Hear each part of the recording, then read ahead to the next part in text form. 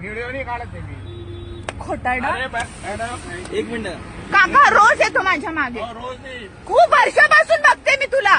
पहिलं बोल इसको नको लय मार काशी तिचा फोटो जर असेल ना हे काय आम्ही मानस येईल काढा थांब बस तू गाडीत.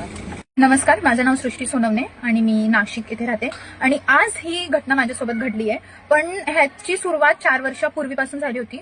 तर झालं असं होतं की हा जो माणूस दिसतोय व्हिडिओमध्ये, हा मला गेली 4 वर्ष रोज फॉलो करतोय. मी कॉलेजला होती तेव्हा बसने यायची जायची, तेव्हा बसने माझ्या मागे यायचा. रोज माझ्या एरियामध्ये मला दिसायचा, माझ्या मागे पुढे फिरायचा. मी कधीच काही बोलली नाही, मी कोणाला सांगितलंय नाही, मी काहीच ऍक्शन घेतली नाही ह्याच्यामुळे, कारण तो लांबून फक्त मला बघत होता.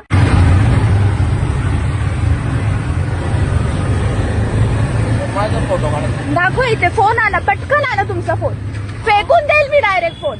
पहिल्यांदा नाही बघते मी तुम्हाला, रोज बघते मी. नाही ते फोन 60 खंड ठेवून देईल. दादा बाजूला घे गाडी.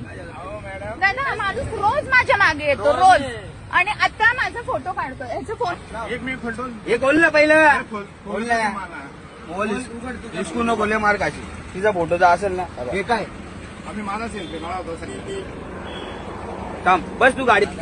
त्याला वाटलं मी घाबरते आहे, मी एवढ्या वर्ष काही बोलली नाही, मी ह्याला हे करतोय म्हणून. असं मला रिक्षामध्ये बसून धक्के देत होता आणि माझे फोटो काढत होता. हे ह्याचमुळे, कारण मी त्याला परमिशन दिली, मी त्याच्या विरुद्ध आवाज नाही उठवला. आणि हा प्रकार घडला. आणि ह्याच्यामध्ये मला जे रिक्षावाले दादा होते त्यांनी खूप मदत केली आहे. त्यांनी डायरेक्ट गाडी पोलीस स्टेशनला घेतली. ते मला बहिणीसारखं त्यांनी हे केलं. एरिया बाजूला पण, आजूबाजूला पण लोक होते, त्यांनी सुद्धा मला खूप हे केलं. आणि पोलीस स्टेशन मध्ये तर खूपच मला पोलिसांनी मदत केली.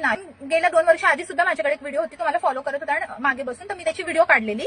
करू नका. आणि special thanks to all the men. म्हणजे माझा असं विचार आहे की सध्या ना मुलं, मला असं वाटत नाही मुलींची छेड काढता. मुलं खूप व्यवस्थित वाटतं मला, कारण मुलं जे आहेत एज ग्रुपमध्ये, यंग मुलं, ते हे सगळं करत नाही. हा अनुभव जास्त करून माणसांकडून येतं ज्यांचे लग्न झालेले. आणि त्या माणसाचं लग्न झालंय, त्याला 2 मुलं आहे, तो आमच्याच एरियात राहतो, हे मला आता कळलंय, मला आता लोकांनी सांगितलं.